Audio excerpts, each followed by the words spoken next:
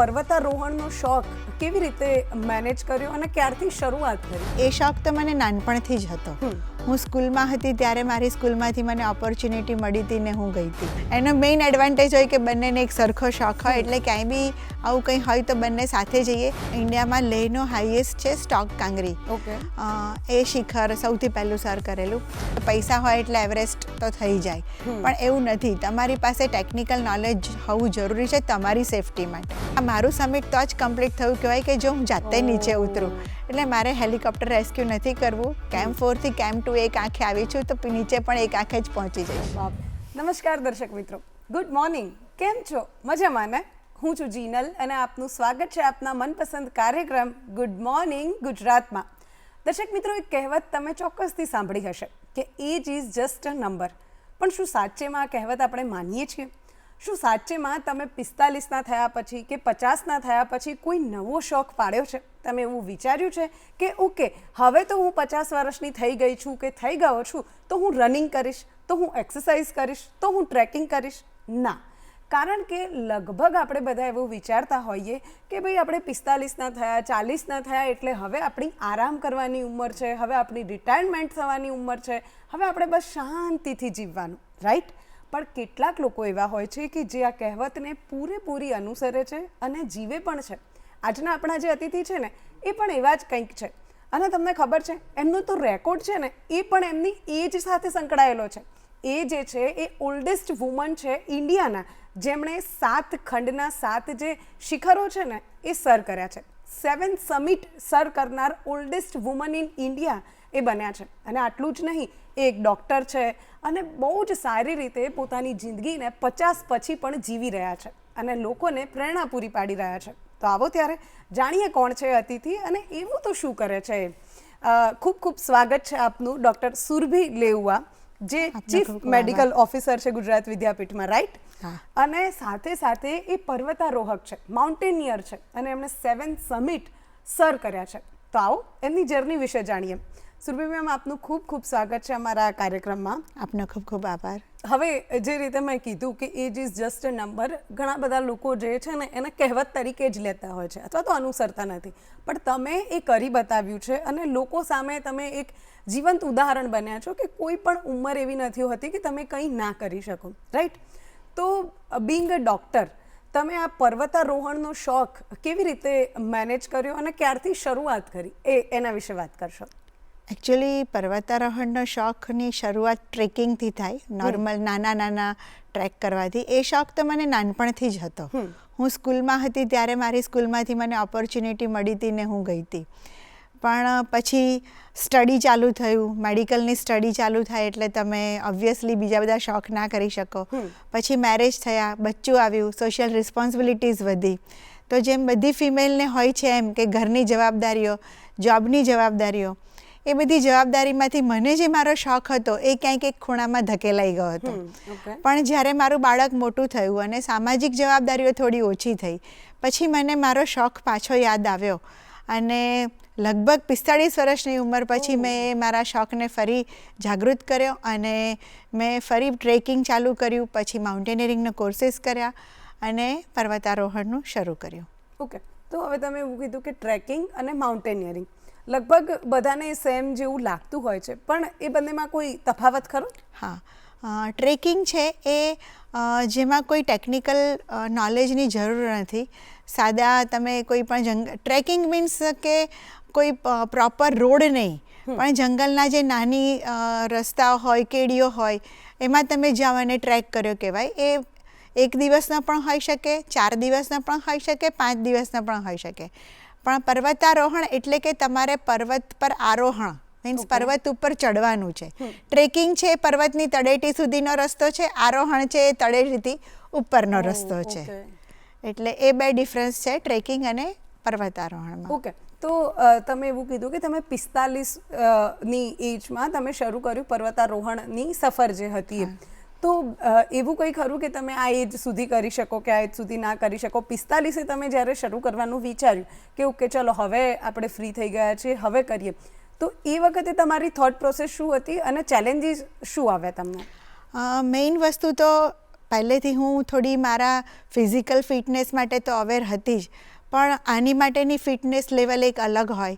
એટલે સૌથી પહેલાં ફિટનેસ માટેની ટ્રેનિંગ શરૂ કરી, જે રૂટીનમાં ખાલી બોડી ફિટ રહેવા મેન્ટેન કરવા માટે જે કરતી હતી એની જગ્યાએ આ તો ફિઝિકલ ચેલેન્જિંગ વસ્તુ છે, તો એ ચેલેન્જિંગ કરવા માટેની ડિફરન્ટ ટ્રેનિંગ હોય. તો એ ટ્રેનિંગ કરવાની શરૂઆત કરી, ટેકનિકલ નોલેજ લીધું, અને જે રૂટીન અડધો પોણો કલાકની ખાલી એક્સરસાઇઝ કરતી હતી એની જગ્યાએ રોજનું 2 કલાકની એક્સરસાઇઝ ચાલુ કરી, અને મારી બોડીને એ બધા માટે લડવા સામે, એ બધા મુશ્કેલીઓ સામે જીતવા માટે તૈયાર કરી, માનસિક અને શારીરિક બંને રીતે. ઓકે, તો એ જે ટ્રેનિંગ હોય છે એ કેવા ટાઈપની ટ્રેનિંગ હોય છે, અથવા તો અત્યારે તમારું રૂટીન કેવું હોય છે? એકચ્યુઅલી જે યંગસ્ટર્સ છે એમની માટે કહું તો આપણા ઇન્ડિયામાં 4 માઉન્ટેનિયરિંગ ઇન્સ્ટિટ્યૂટ છે જે ગવર્મેન્ટ ઓર્ગેનાઇઝ કરે છે, અને એક મનાલીમાં છે, એક નૈનીતાલમાં દાર્જિલિંગમાં છે, એક ઉત્તરકાશીમાં છે, અને એક જમ્મુ એન્ડ કાશ્મીરમાં છે. તો આ 4 માઉન્ટેનિયરિંગ ઇન્સ્ટિટ્યૂટ આપણા ગવર્મેન્ટ ઓફ ઇન્ડિયાની આર્મી થ્રુ રન થાય છે, અને ત્યાં તમે બેઝિક માઉન્ટેનિયરિંગ, એડવાન્સ માઉન્ટેનિયરિંગ એવા કોર્સીસ કરી શકો. અને હા, તમે જે મારું રૂટીન કીધું, તો રૂટીન માટે તો એવું છે કે હું સવારે 1 કલાક પ્રમાણમાં ઘણી સારી કહેવાય એવી હાર્ડ ફિઝિકલ ટ્રેનિંગ કરું છું, જેમાં મેજોરિટી કાર્ડિયો અને મસલ સ્ટ્રેન્થનિંગ ને એવું છે. 1.5 કલાક સવારે એ કરું છું. અને મેં કીધું એમ માનસિક મજબૂતાઈ પણ જરૂરી છે, તો એની માટે સાંજે યોગ, પ્રાણાયામ એ કરું છું હું. ઓકે, અને ડાયટ તમે કેવું ફોલો કરો છો? કોઈ ફેન્સી ડાયટ નથી કરતી, પણ હા, જે આપણે ગુજરાતીઓનું બહુ ફેવરિટ છે ફરસાણ અને મીઠાઈ, એ બને ત્યાં સુધી હું એવોઇડ કરું છું. બને ત્યાં સુધી હું એ નથી ખાતી, અને મારી એક્સરસાઇઝ વધારે છે એટલે હું હાઈ પ્રોટીન ડાયટ મેનેજ કરું છું ખાવામાં. ઓકે, અને બેઝિકલી તમે અને તમારા હસબન્ડ બંને સાથે માઉન્ટેનિયરિંગ કરો છો, રાઈટ? તો એ તમારા ઘરનું વાતાવરણ કેવું હોય છે? કારણ કે તમે બંને માઉન્ટેનિયર છો, તો એનાથી કંઈ ફેર પડે ખરો? બંને સાથે એક હસબન્ડ વાઈફ બંનેને શોખ સરખો હોય તો ઓફકોર્સ ફરક પડે.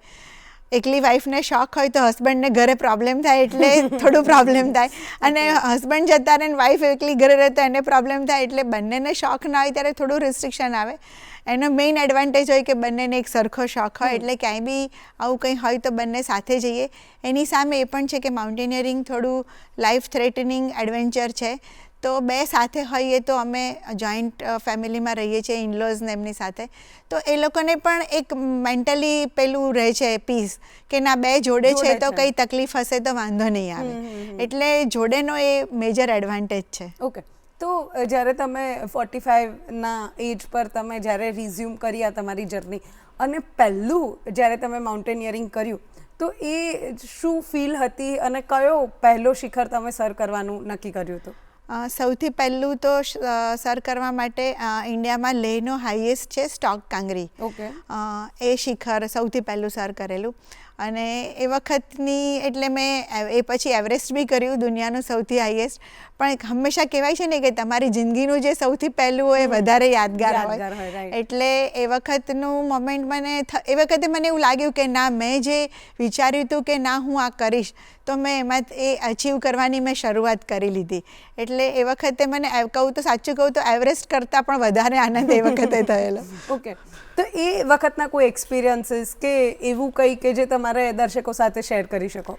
હા, એટલે એક્સપિરિયન્સમાં તો એ જ હતું કે ઘણા વર્ષો પછી આવી રીતે ફિઝિકલ ચેલેન્જિંગ વસ્તુ કરવાની હતી, તો બહુ જ સિન્સિયર સ્ટુડન્ટની જેમ હાર્ડ ટ્રેનિંગ કરી હતી. અને લેહમાં ગયા પછી તમને બધાને ખબર જ છે કે લેહનું વાતાવરણ કેવું છે, તમારી બોડીને ત્યાં એડજસ્ટ કરવા માટે તમારે પ્રયત્ન કરવો પડે. તો એ બધું પ્રોસેસ કરીને જ્યારે હું ટોપ ઉપર પહોંચી ત્યારે સૌથી મેઇન સેટિસ્ફેક્શન એ થયું કે અમારી આગળના 2-3 દિવસમાં મારા કરતાં ઘણા યંગ છોકરાઓ, 25-30 વર્ષના છોકરાઓ બી ત્યાં બહુ જ વધારે કોલ્ડ હતી, તો એના લીધે અડધેથી પાછા આવેલા. પણ સમહાવ હું ટોપ પર પહોંચી, અને બધાને જે સમય લાગે એના કરતાં ઓછા સમયમાં હું એની પર પહોંચી, અને એના લીધે મારો કોન્ફિડન્સ લેવલ વધી ગયું. અને મને લાગ્યું કે ના, તમે પ્રયત્ન કરો અને એની પાછળ તમે પડી રહો. સ્વામી વિવેકાનંદનું જે છે કે તમે સપના જુઓ છો તો એની પાછળ પડો તો તમને ચોક્કસ તમે ધ્યેય પ્રાપ્ત કરી જ શકો છો. રાઈટ. ઓકે, હવે આ તો થયું કે થ્રિલની વાત, કે તમે ત્યાં પહોંચી જાઓ તો તમને સખત મજા આવી જાય ને એવું થાય કે ઓકે હું કંઈ પણ કરી શકું, પણ એ જે જર્ની છે આઈ એમ શ્યોર કે ઇઝી નહીં રહી હોય, ઘણા બધા ચેલેન્જીસ અને ઘણી બધા સેફટી પ્રિકોશન પણ તમારે રાખવા પડ્યા હશે. ચોક્કસ. તો કોઈ બી હોય, કોઈ વ્યક્તિ જે ફર્સ્ટ ટાઈમ માઉન્ટેનિયરિંગ કરવા જતું હોય અથવા કરી રહ્યું હોય, તો એને કયા કયા સેફટી પ્રિકોશન રાખવા જોઈએ, એ તમે શું કહેશો? સૌથી પહેલાં તો મેં એમ કીધું એમ કે તમને ટેકનિકલ નોલેજ હોવું જરૂરી છે. નો ડાઉટ તમે એવરેસ્ટ કે એવું કશું કરવા જાઓ તો નેપાળમાં ત્યાંના શેરપાઓનો, ત્યાંના સ્ટાફનો બહુ જ સપોર્ટ છે તમને. પણ જો તમારી પાસે ટેકનિકલ નોલેજ હોય તો, કારણ કે શેરપા આપણી સાથે આવે છે એ પણ આફ્ટર ઓલ હ્યુમન બિઈંગ છે, તો સપોઝ અમુક હાઇટ પર એને કંઈક પ્રોબ્લેમ થાય તો એને પણ સાચવવાનો ને આપણી પણ સેફટી વિચારવાની. તો એ તમારી પાસે જો ટેકનિકલ નોલેજ હોય તો તમે તમારી જાતને પણ બચાવી શકો અને તમારી સાથેવાળાને પણ બચાવી શકો.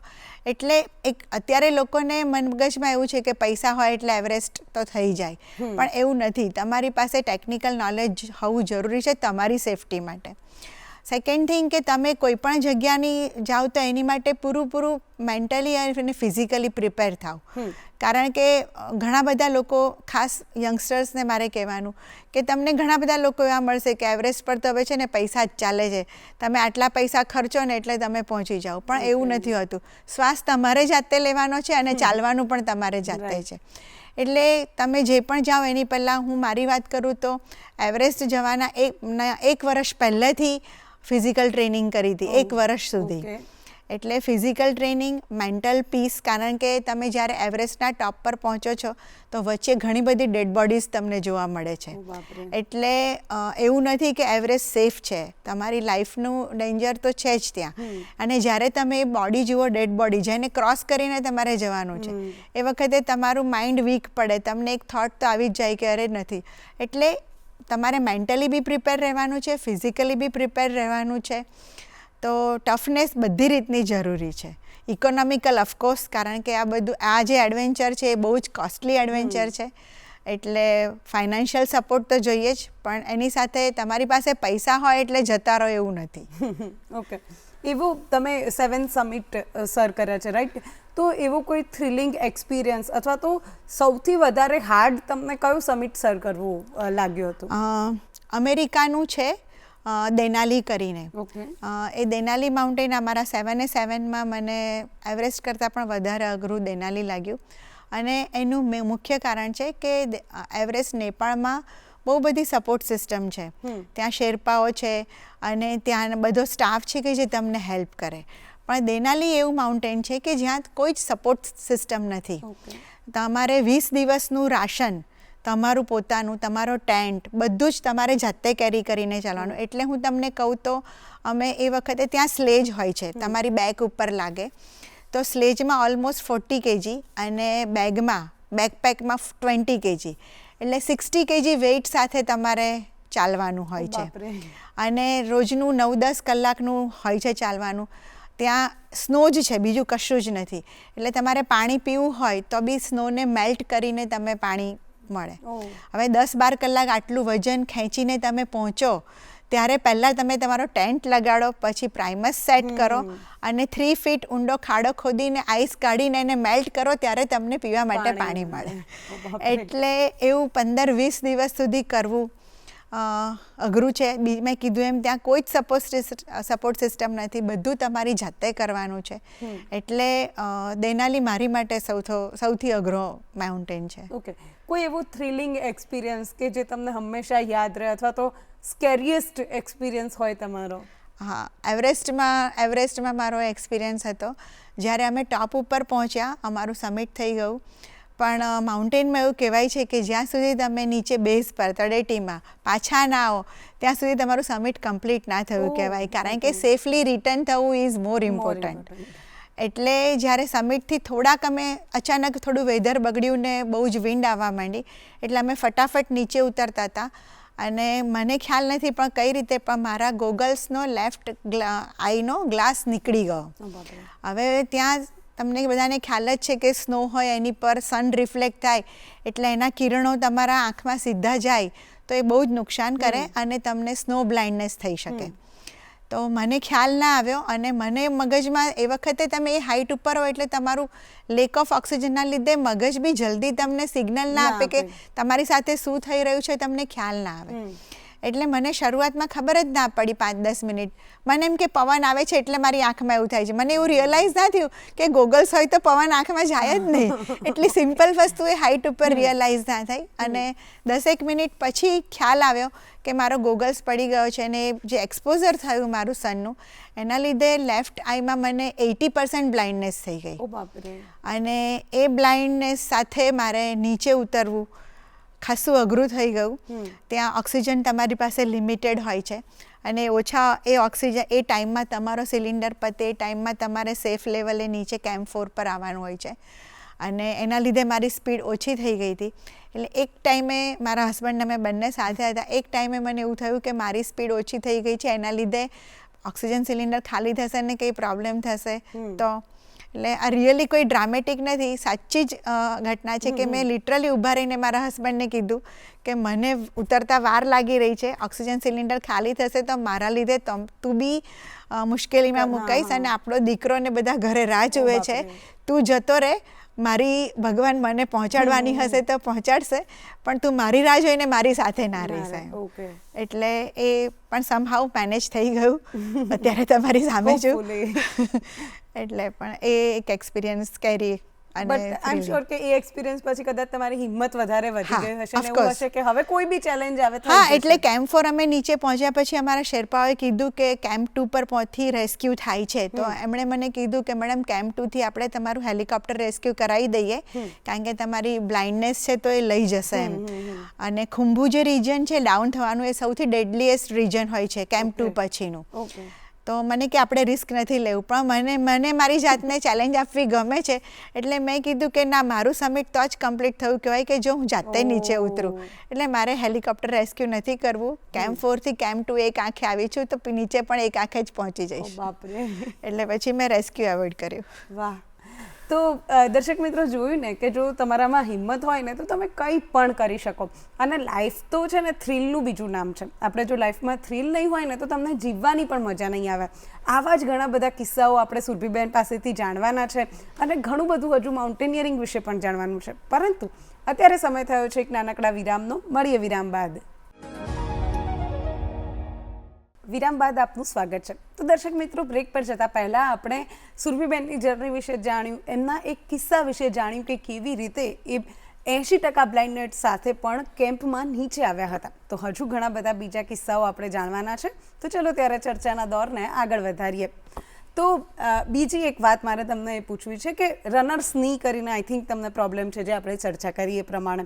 તો એ પ્રોબ્લેમ શું છે અને કેવું હોય જનરલી કે અત્યારે છે ને ની પ્રોબ્લેમ હોય ને તો બધા ચાલવાનું પણ બંધ કરી દેતા હોય છે, પણ તમને આ પ્રોબ્લેમ છે, સ્ટીલ તમે અત્યારે ખૂબ સારી રીતે માઉન્ટેનિયરિંગ કરી રહ્યા છો.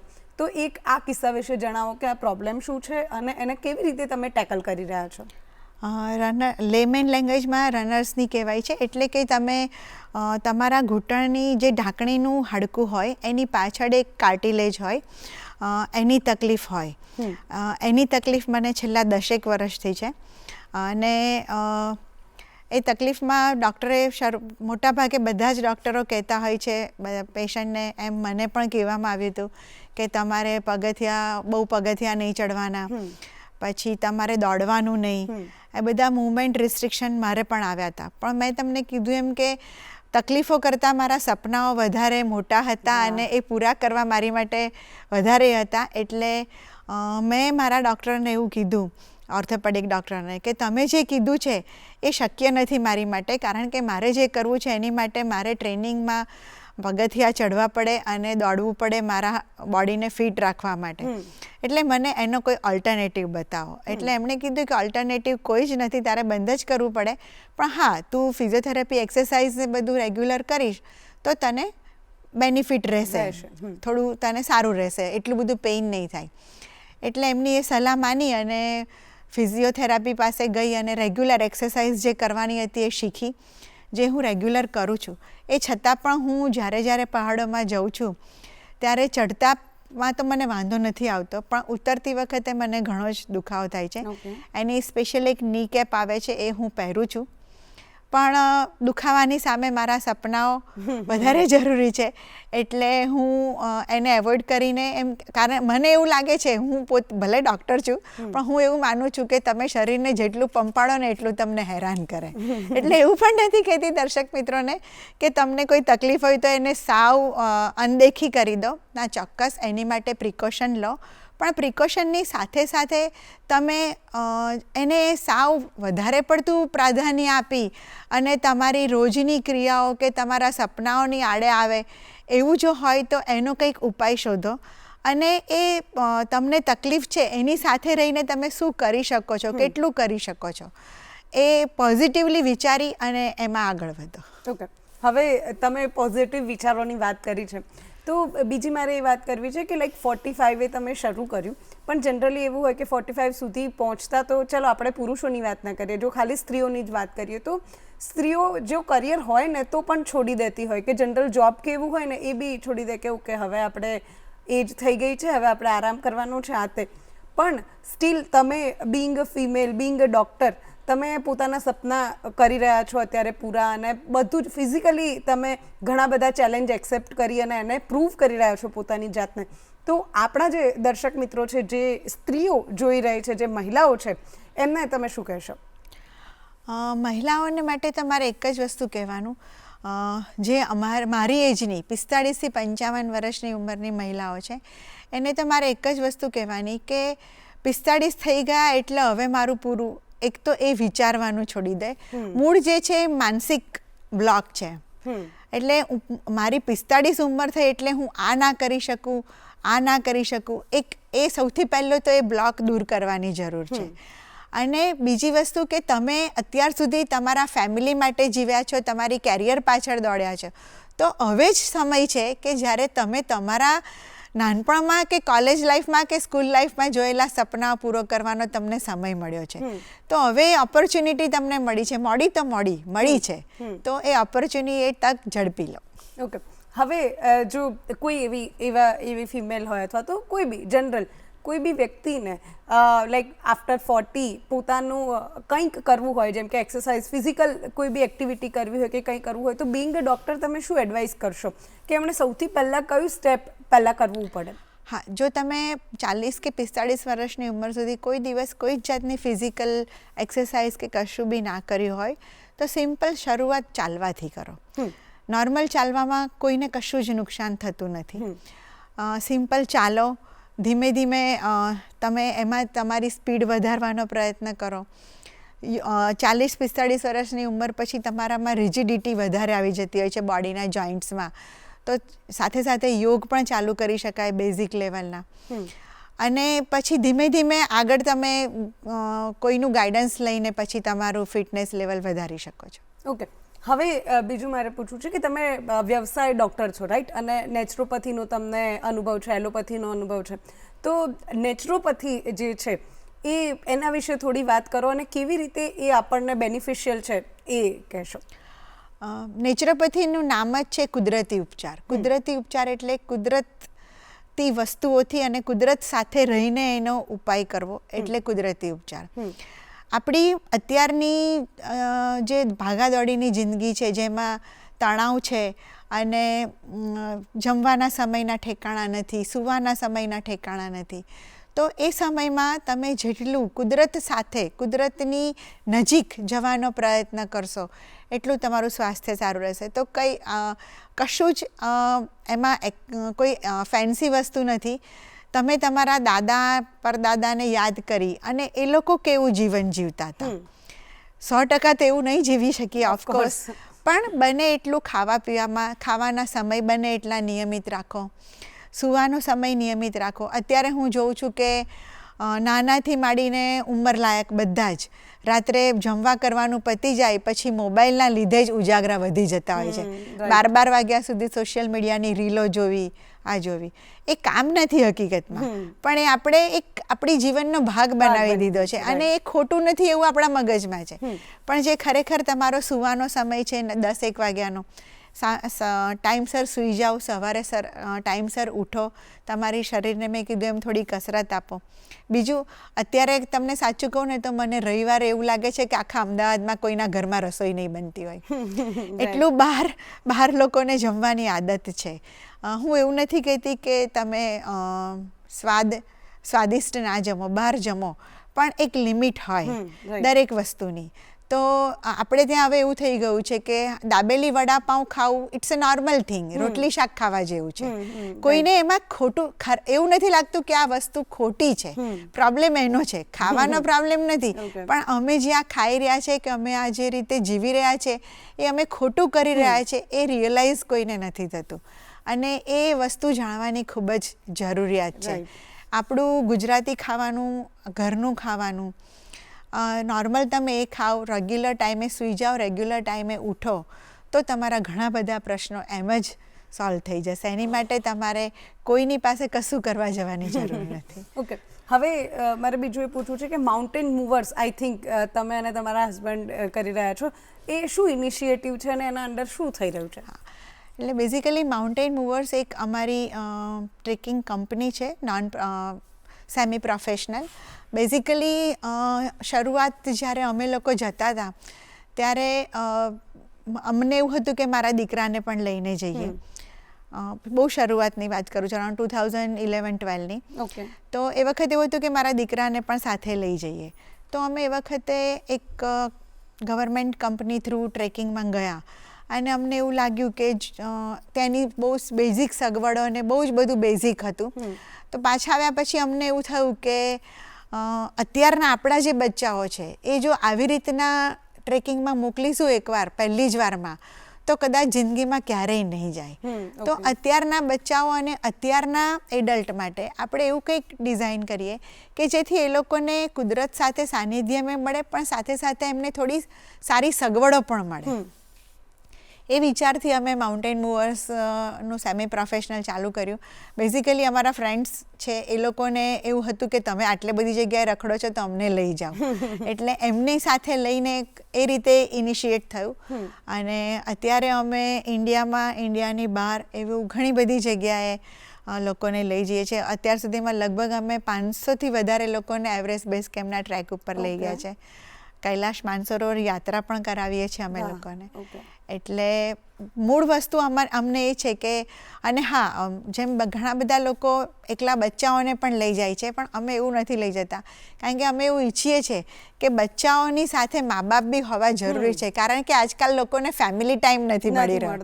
તો અમે એવું વધારે પ્રિફર કરીએ છીએ કે બચ્ચાઓ સાથે એના પેરેન્ટ્સ બી આવે અને એ લોકો પણ નેચરને એટલું જ માણે, કારણ કે એમને પણ એટલી જ જરૂરિયાત છે.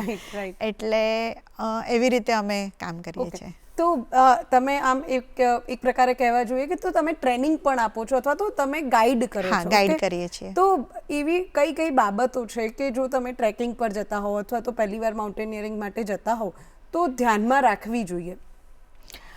કોઈ પણ જગ્યાની ટ્રેકિંગમાં જતા હોવ તો સૌથી પહેલાં તો તમે જે જગ્યાના ટ્રેકિંગમાં જાઓ છો એના વિશે થોડું સર્ચ કરો. ઓનલાઈન અત્યારે ઘણું બધું મટીરિયલ અવેલેબલ છે કે તમે જે ટાઈમે જવાના છો એ વખતે ત્યાં વેધર કેવું હોય છે, ત્યાં કેવી મુશ્કેલી હોય છે. તમને યુટ્યુબ પર ઘણા બધા તમે જે ટ્રેક પર જવાના છો એના વિડીયોઝ બી મળી રહેશે.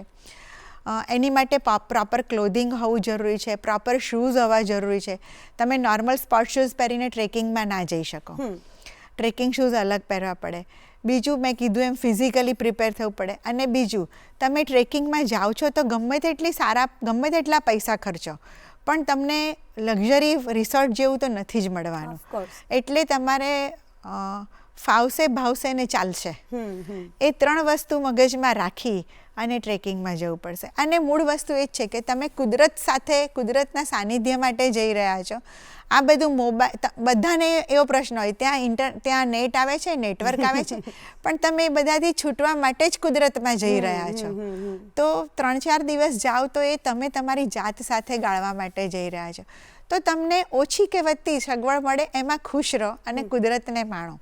અને મેં કીધું એમ તમારું ક્લોધિંગ પ્રોપર હોવું જરૂરી છે. તમારા ટ્રેનિંગ ફિઝિકલ જેટલી ડિફિકલ્ટી લેવલ હોય એ પ્રમાણે તમારી ફિટનેસ હોવી જરૂરી છે અને થોડુંક તમે જે જગ્યાએ જવાના છો એના વિશે રિસર્ચ કરીને જાઓ. અને મારે યંગસ્ટર્સને ખાસ આ બાબતમાં કહેવાનું છે કે આજકાલ આપણા ઇન્ડિયામાં ટ્રેકિંગનો એડવેન્ચરનો યંગસ્ટર્સમાં બહુ જ ક્રેઝ છે. તો ઘણા બધા જગ્યાએ હું જોઉં છું કે યંગસ્ટર્સ આવે છે પણ નેચરને સ્પોઇલ કરે છે. ઓકે. એટલે મારે યંગસ્ટર્સને ખાસ એક મારી વિનંતી છે કે તમે જે પણ જગ્યાએ જાઓ તો ત્યાં તમે ખાલી ત્યાંથી યાદો લઈને આવો અને તમારા પગલાંની છાપ છોડો, બીજું કશું જ ત્યાં છોડશો નહીં. કારણ કે હું અત્યારે જઉં છું તો જે 10 વર્ષ પહેલાં હું જે જગ્યાએ જતી હતી એ જગ્યાએ અત્યારે હું જઉં છું તો એટલા બધા પડીકાના રેપર, ચોકલેટના રેપર, બિસ્કિટોના રેપર, ખાલી બોટલો પ્લાસ્ટિકની, બધું લોકો ગમે ત્યાં નાખીને આવે છે અને નેચરને સ્પોઇલ કરે છે. એટલે એક જ વસ્તુ મારે કહેવી છે કે તમારા પગલાંની છાપ સિવાય બીજું કશું ત્યાં છોડશો નહીં અને યાદોને લઈને પાછા આવો. રાઈટ. ઓકે. હવે આ તો આપણે માઉન્ટેનિયરિંગની ને એ બધી વાતો કરી. એના સિવાય તમારા શું શોખ છે અથવા તો ફ્રી ટાઈમમાં તમે શું કરતા હોવ છો? એ સિવાય મને કુકિંગ અને ગાર્ડનિંગનો શોખ છે. તો એટલે હું મારા ઘરે ટેરેસ ઉપર ઓર્ગેનિક કિચન ગાર્ડનિંગ કરું છું. ઓકે. અને બહુ જ કોઈ પણ રેસીપી હોય એનું હેલ્ધી વર્ઝન કરવાની ટ્રાય કરીને નવી રીતે રેસીપી બનાવતી હોઉં છું. તો એવી 1-2 રેસીપી તમે દર્શકોને કહી શકો? એટલે મેઇન તો જનરલી આપણે એવું માનીએ છીએ કે તેલ અને મસાલા નાખીએ તો સ્વાદ વધારે આવે, પણ એક પ્રયોગ, તમે કોઈ પણ તેલ ખાલી ચાખો એકલું તો તેલનો કોઈ સ્વાદ હોતો નથી. એટલે તેલ વધારે હોય તો જ સ્વાદ આવે એવું નથી અને બહુ વધારે પડતા મસાલા નાખો તો જ સ્વાદ આવે એવું નથી. મૂળ જે વસ્તુ છે એ તમે કઈ રીતે બનાવો છો, મેથડ એની પર છે. એટલે ઓછા તેલમાં પણ તમે જો વ્યવસ્થિત પ્રપોર્શનમાં મસાલા કરીને રસોઈ કરો તો એનો ટેસ્ટ સારો જ આવે, તેલનો કોઈ ટેસ્ટ હોતો નથી. ઓકે. તો એવું લાઈક અત્યારે ઘણા બધા ઝીરો ઓઇલ ના, ઝીરો ઓઇલ એવું નહીં, કારણ કે આપણે ગુજરાતીઓને ઝીરો ઓઇલ વાળું ભાવે જ નહીં. રાઈટ. પણ લેસ ઓઇલ. Okay, done. હવે રેપિડ ફાયર રાઉન્ડ જેવું છે. ઓકે. કેટલાક ક્વેશ્ચન હું પૂછીશ, તમારે મને આન્સર કરવાના છે, બરોબર? Solo or couple mountaineering? Couple. Okay. One food item you can't leave without? Nothing. બધા વગર રહી શકો તમે? ઓકે. હવે આ તો ઠીક છે આ ક્વેશ્ચન. એના પરથી મને બીજો ક્વેશ્ચન આવે છે કે એવી કઈ વસ્તુ છે કે જે તમે જાઓ માઉન્ટેનિયરિંગ માટે જમવાની તો એ સાથે લઈને જતા હો, અથવા કોઈ બી વસ્તુ કે જે તમારા હેલ્થ માટે જરૂરી છે? કે એકચ્યુઅલી ત્યાં હાઈ એલ્ટિટ્યૂડ માઉન્ટેનિયરિંગમાં મેં કીધું એમ પાણી બનાવવા માટે બી 2 કલાક થાય તમારે સ્નો મેલ્ટ કરીને, તો કોઈ ફ્રેશ ફ્રૂટ બનાવવાનો તો પ્રશ્ન જ નથી. એટલે વધારે અમે ડિહાઇડ્રેટેડ ફૂડ લઈ જતા હોઈએ છીએ અને જેમાંથી ઓછું આમાં વધારે એનર્જી મળીએ એવું ફૂડ ખાતા હોઈએ છીએ. એટલે ત્યાં અમે હાઈ એનર્જી માટે તો ચોકલેટ્સ છે, ડ્રાય ફ્રૂટ્સ છે, ડેટ્સ છે, પછી એનર્જી જેલ આવે છે, એ બધું યુઝ કરીએ છીએ. અચ્છા. ઓકે. The hardest moment? આમ તો એવી કોઈ હાર્ડેસ્ટ મોમેન્ટ મારી લાઈફમાં હજી સુધી નથી આવી. આઈ થિંક કદાચ તમને હાર્ડેસ્ટ લાગતી નહીં હોય. એટલે મારી માટે હજી સુધી નથી. ઓકે. Biggest fear? નથિંગ. કોઈ જ નહીં? ગજબ. Which one was hardest to climb? એટલે કયો mountain? Denali. Denali. For me Denali. Okay. અને ફેવરેટ સમિટ કયો છે તમારો? એકાંકાગુઆ, આર્જેન્ટિનાનો છે. કેમ? એકચ્યુઅલી એ 7000 મીટરનો છે, હાઇટ એની સારી એવી છે, પણ મને એનું લેન્ડસ્કેપિંગ બી બહુ ગમ્યું અને આઈ ડોન્ટ નો કે પણ મેં એનું સમિટ બહુ એન્જોય કર્યું. અચ્છા. ઓકે. ડન. તો એવો કયો સમિટ હતો જે વર્સ્ટ લાગ્યો તમને કે અરે બાપ રે, બસ હવે ટોપ પર પહોંચી જવું તો સારું? આ જ દેનાલી. એ એકચ્યુઅલી લેન્ધી પણ બહુ છે એટલા માટે. ઓકે. સો એકચ્યુઅલી એક તમારી જાણ ખાતર કહી દઉં કે એવરેસ્ટ ઊંચામાં ઊંચો છે, પણ તળેટીથી હાઇટની રીતે દેનાલી વધારે ઊંચો છે. અચ્છા. તળેટીથી તમે જે હાઇટ ગેઇન કરો છો ટોપની, એ દેનાલીની વધારે છે એવરેસ્ટ કરતાં. ઓકે. હવે લાસ્ટ ક્વેશ્ચન કે તમે આપણી જે ઓડિયન્સ છે એને તમે શું મેસેજ આપવા માંગશો? હું એક જ મેલ ફિમેલ કોઈ પણ હોય બધાને એક જ મેસેજ આપવા માંગીશ કે જ્યારે પણ તમને તક મળે કે તમારે તમારી હોબીને એક્સપ્લોર કરવી છે, એવરેસ્ટ એ એક નામ છે, કોઈનો દરેકનો એવરેજ પોતાનો એવરેસ્ટ હોય છે Wow. અને એણે એ એચીવ કરવા માટે એમને જ્યારે પણ સમય મળે ત્યારે સમય કાઢવો જોઈએ. કારણ કે આજ આપણે જે જમાનામાં રહીએ છીએ એમાં જવાબદારીઓ તો આપણે નિભાવવાની જ છે, એમાંથી આપણે છટકી નથી શકવાના.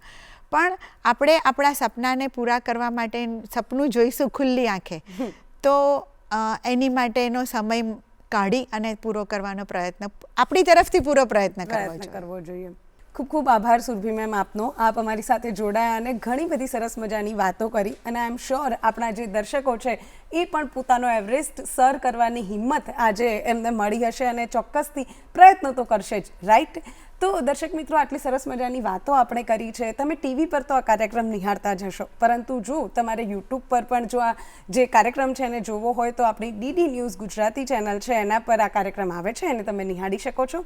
અને આ સાથે જ તમારા જો કોઈ પ્રતિભાવ હોય, તમારે આ શો વિશે કંઈ કહેવું હોય તો good morning Gujarat show @gmail.com પર તમે અમને લખીને મોકલી શકો છો. અમને ખૂબ ગમશે.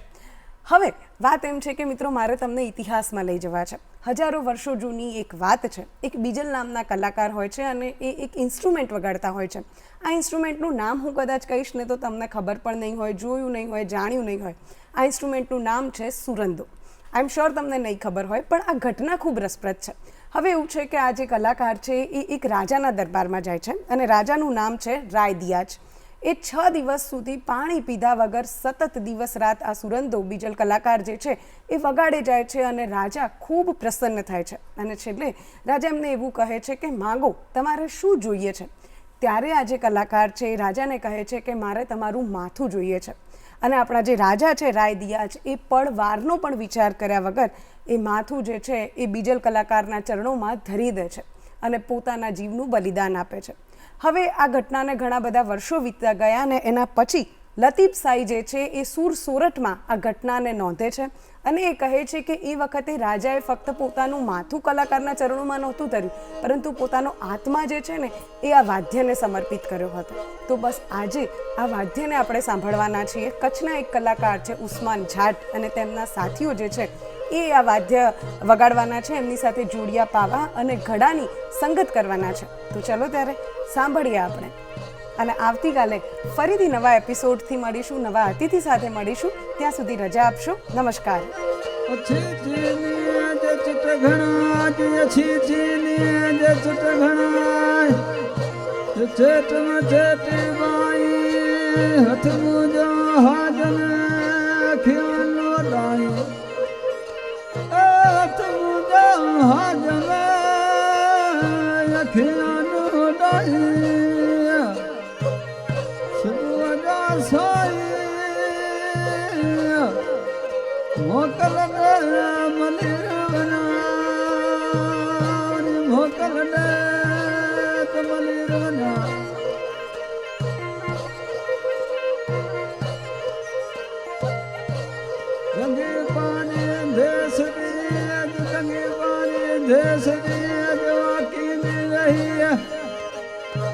कोस लगो कांदारा साजोई सगोई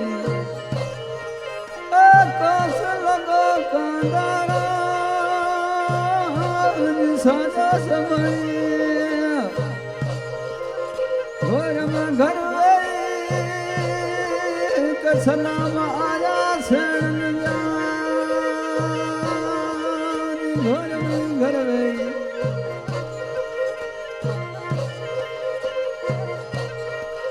कपड़ा सारे कलवजाज कपड़ा सारे कलवजाज मेरा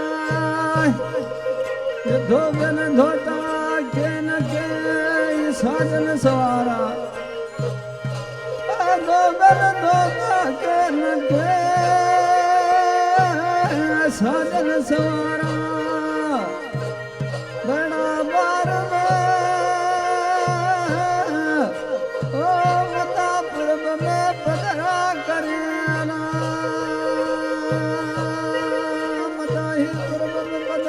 करें